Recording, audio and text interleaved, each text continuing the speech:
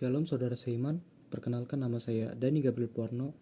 Saya mahasiswa dari Institut Agama Negeri Kristen Tartu, Prodi Pendidikan Agama Kristen, semester 2 dengan NIM 2101011144. Di sini saya akan menjelaskan 6 jenis teori pembelajaran untuk memenuhi tugas UAS, teori belajar dan pembelajaran dengan dosen pengampu Bapak Dr. Baginda Stompul, MPDK.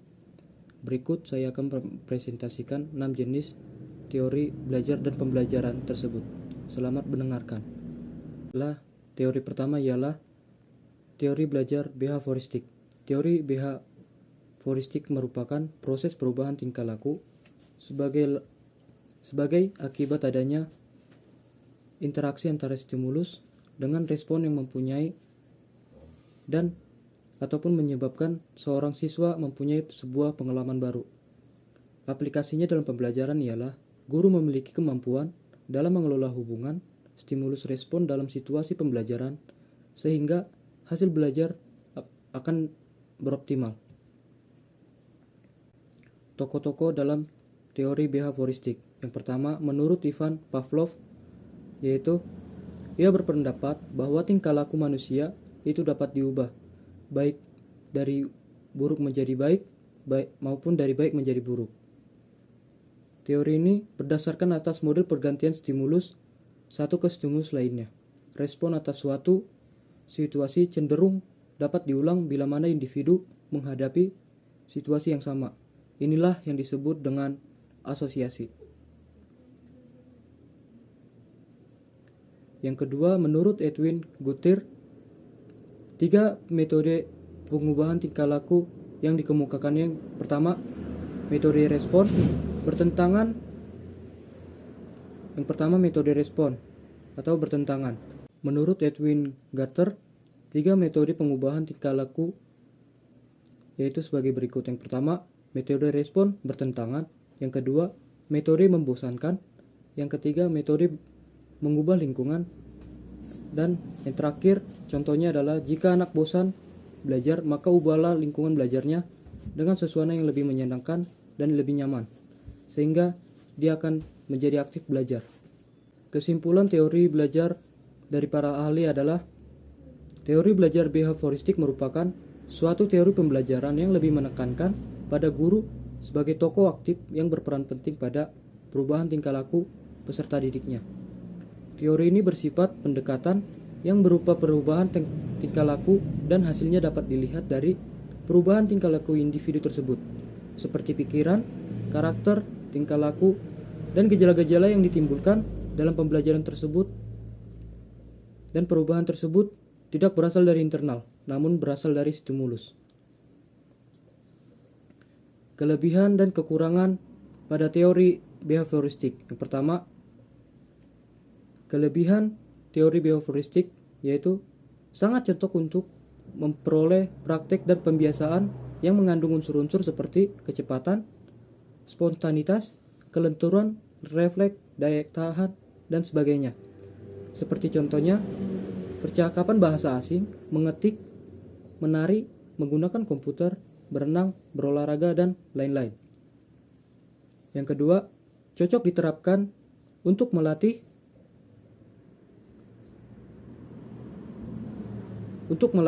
anak-anak yang masih membutuhkan dominasi peran orang dewasa.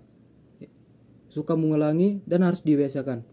Suka meniru dan senang dengan bentuk-bentuk penghargaan seperti apresiasi, seperti diberi permen ataupun pujian. Kekurangan teori behavioristik. Yang pertama, penerapan metode ini yang salah akan mengakibatkan terjadinya proses pembelajaran yang tidak akan menyenangkan, baik siswa maupun guru. Bagi siswa, yaitu guru sebagai sentral, bersikap otoriter, berkomunikasi langsung, satu arah guru melatih dan menentukan apa yang harus dilakukan oleh murid, sehingga murid akan dianggap pasif. Yang kedua, murid hanya mendengarkan penjelasan dari guru dan menghafalkan apa yang didengarnya, serta pembelajaran siswa yang berpusat pada guru bersifat mekanistik dan hanya berorientasi pada hasil yang akan diamati dan diukur. Sehingga kejelian dan kepekaan guru pada situasi dan kondisi belajar sangatlah penting untuk menerapkan kondisi teori belajar behavioristik ini. Implikasi teori behavioristik dalam kegiatan pembelajaran, yaitu kegiatan pembelajaran tergantung dari beberapa hal seperti tujuan pembelajaran, sifat materi, karakteristik peserta didik, media, dan fasilitas pembelajaran yang tersedia. Kegagalan ataupun ketidakmampuan dalam penambahan pengetahuan dikategorikan sebagai kesalahan yang perlu dihukum. Jikalau keberhasilan belajar ataupun kemampuan dikategorikan sebagai bentuk perilaku yang pantas diberi hadiah ataupun apresiasi kepada murid. Dengan demikian, ketaatan pada aturan dipandang sebagai penentu keberhasilan belajar seorang peserta didik. Yang kedua, yaitu teori belajar kognitif. Tokoh dalam teori belajar kognitif. Yang pertama, menurut Jean Piaget, menurutnya proses belajar sebenarnya terdiri dari 3 tahap, yaitu asimilasi, akomodasi, dan ekuilibrasi ataupun penyeimbangan. Beliau juga mengemukakan bahwa proses belajar harus disesuaikan dengan tahap perkembangan kognitif yang dilalui oleh siswa. Pengetahuan seorang anak akan terbentuk dan selalu berkembang melalui 4 proses, yaitu yang pertama melalui skema atau skemata. Struktur kognitif yang dengannya seseorang beradaptasi dan terus mengalami perkembangan baik mental dalam interaksinya dengan lingkungannya. Yang kedua, asimilasi. Proses kognitif dan penyerapan pengalaman baru ketika seorang anak memadukan stimulus ataupun persepsi ke dalam skemanya. Yang ketiga, akomodasi. Proses pembentukan skema ataupun karena konsep awal yang sudah tidak cocok lagi. Akomodasi antara skema yang digunakan dengan lingkungan yang direspon sebagai hasil ketetapan akomodasi ini. Yang keempat, ekuilibrasi atau penyeimbangan. Keseimbangan antara asimilasi dengan akomodasi sehingga membentuk ataupun menyatukan pengalaman luar dengan struktur dalamnya ataupun skemata. Menurut Piaget, ada 4 tahapan perkembangan kognisi siswa. Yang pertama, tingkat sensori motor, yaitu berumur 0 sampai 2 tahun. Dan yang kedua, tahap preoperasional dari 2 sampai 7 tahun. Yang ketiga, tahap konkret operasional 7 sampai 11 tahun. Tahap yang terakhir, tahap formal yaitu dari 11 tahun ke atas. Yang kedua, menurut David Ausubel, menurut dia, siswa akan belajar dengan baik jika isi pelajarannya dapat sebelum didefinisikan dan kemudian dapat dipresentasikan dengan baik dan tepat kepada siswa. Dengan demikian akan mempengaruhi kemajuan belajar siswa. Pengolahan otak manusia sendiri juga dapat dijelaskan sebagai berikut. Yang pertama, pengatur awal atau advanced organizer. Yang kedua, diferensiasi progresif. Yang ketiga, belajar superordinat. Yang keempat, penyesuaian integratif.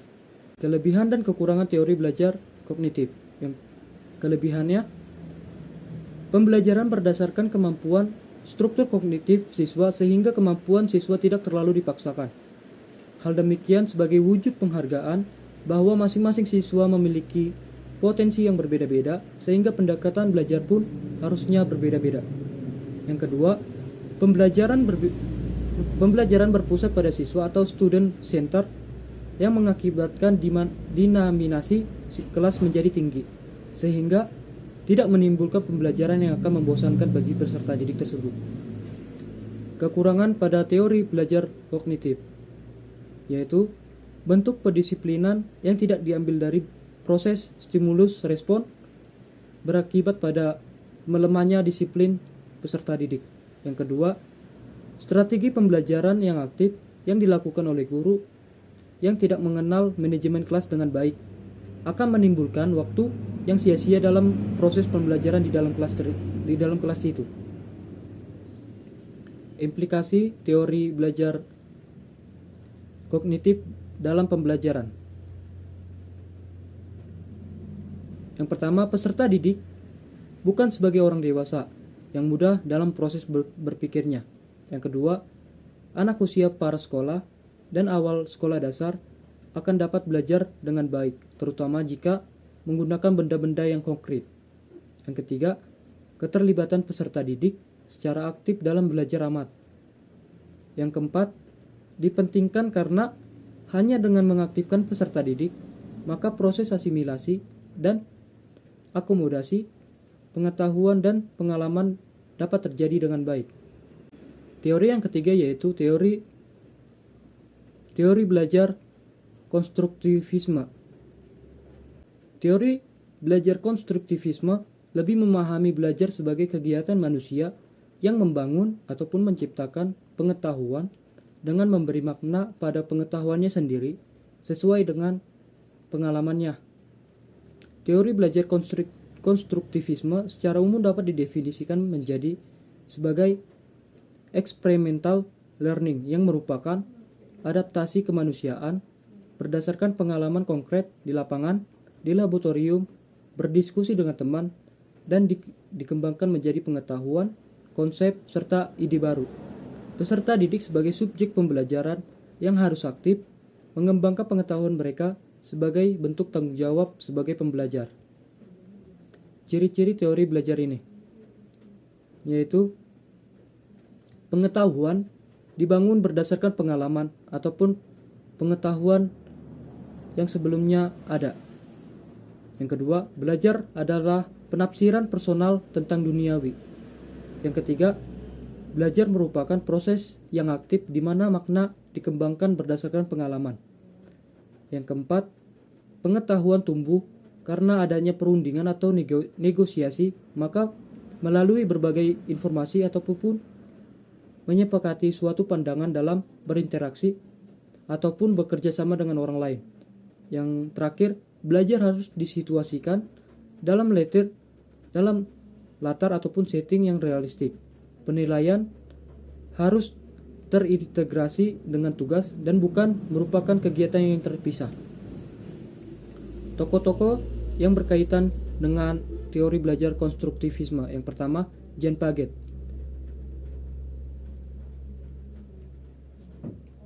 Menurut dia, bahwa pembelajar dalam segala usia secara aktif terlibat dalam proses perolehan informasi dan juga membangun pengetahuan mereka sendiri. Menurut beliau, pengetahuan adalah konstruksi bentukan dari kegiatan ataupun tindakan seseorang, di mana pengetahuan tidak bersifat statis, melainkan harus terus berevolusi. Yang kedua, menurut Lev Vygotsky, jika Piaget memandang bahwa tahapan-tahapan perkembangan intelektual individu dilalui tanpa memandang latar konteks sosial dan budaya individu, sementara menurut Vygotsky dia memberi tempat lebih pada aspek sosial pembelajaran. Beliau percaya bahwa interaksi sosial dengan orang lain akan mendorong terbentuknya ide baru dan memperkaya perkembangan intelektual pembelajaran. Implikasi dari pandangan beliau dalam pendidikan ialah bahwa pembelajaran terjadi melalui interaksi sosial dengan pembelajar ataupun dengan teman sekelas, melalui tantangan dan juga bantuan dari pembelajar serta teman yang lebih mampu. Pembelajar akan lebih bergerak ke dalam zona perkembangan terdekat, di mana mereka melaksanakan pembelajaran yang baru terjadi. Langkah-langkah pembelajaran konstruktivisme. Yang pertama, dari orientasi. Murid diberi kesempatan untuk mengembangkan motivasi dalam mempelajari sesuatu topik, dan juga murid diberi kesempatan untuk mengadakan observasi terhadap topik yang hendak dipelajari. Yang kedua, elucidasi, di mana murid dibantu untuk mengungkapkan idenya secara jelas dengan cara berdiskusi, menulis poster, dan lain-lain. Murid diberi kesempatan untuk mendiskusikan apa yang diobservasikannya, yaitu dalam wujud tulisan, gambar, ataupun poster. Yang ketiga, penggunaan ide dalam banyak situasi. Ide atau pengetahuan yang telah dibentuk oleh siswa perlu diaplikasikan pada bermacam-macam situasi yang akan dihadapinya. Yang terakhir, review. Bagaimana ide itu dapat berubah? Dapat terjadi bahwa dalam aplikasi pengetahuannya, pada situasi sehari-hari, seseorang perlu merevisi gagasannya, entah dengan menambah suatu keterangan ataupun mungkin dengan mengubahnya menjadi lebih lengkap. Analisis kelebihan teori belajar konstruktivisme. Dalam teori ini, proses berpikir membina pengetahuan baru, membantu siswa dalam mencari ide, menyelesaikan masalah, dan membuat keputusan. Yang kedua, dalam proses ini, proses pemahaman siswa terlibat langsung dalam membina pembinaan baru ataupun membina pengetahuan yang baru. Yang ketiga, pengingatan siswa terlibat secara langsung dengan aktif. Mereka akan lebih lama mengingat dari semua konsepnya. Yang keempat, kemahiran sosial. Siswa dapat dengan mudah berinteraksi dengan guru ataupun teman dalam membina pengetahuan baru. Yang kelima, oleh karena siswa terlibat langsung terus-menerus, maka mereka akan paham, ingat, dan yakin, dan juga berinteraksi, maka akan timbul semangat dalam belajar dan membina suatu pengetahuan yang baru. Kekurangan teori belajar konstruktivisme. Siswa membuat pengetahuan dengan idenya masing-masing. Oleh karena itu, pendapat siswa akan berbeda dengan pendapat para ahli, di mana teori ini menanamkan supaya siswa membangun pengetahuannya sendiri. Hal ini pasti membutuhkan waktu yang sangat lama, apalagi untuk siswa yang malas. Kondisi di sekolah pun akan mempengaruhi keaktifan siswa dalam membangun pengetahuan yang baru dan keaktifan siswa tersebut. Kesimpulan teori belajar konstruktivisme yaitu adalah pendekatan, pengajaran, dan pembelajaran yang berasaskan konstruktivisme akan memberi peluang kepada guru untuk memilih pengajaran dan pembelajaran yang sesuai dengan murid dan juga dapat menentukan sendiri masa yang akan diperlukan untuk memperoleh suatu konsep ataupun pengetahuan.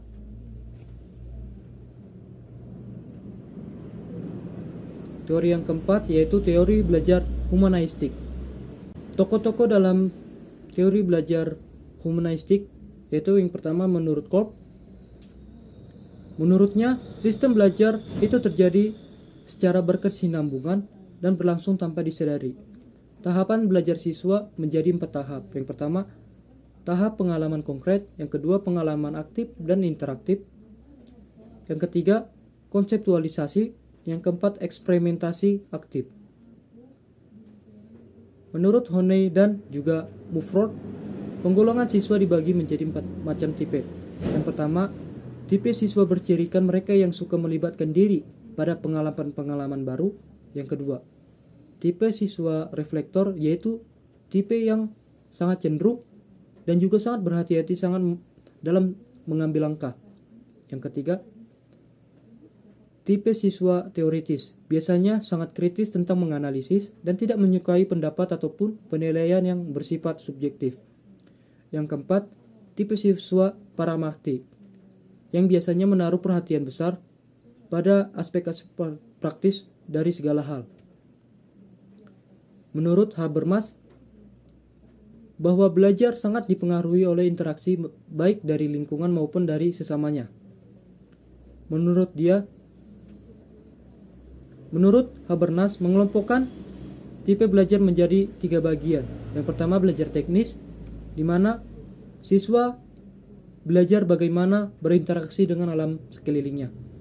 Yang kedua, belajar praktis, di mana siswa akan belajar berinteraksi pada orang-orang yang akan di sekitarnya.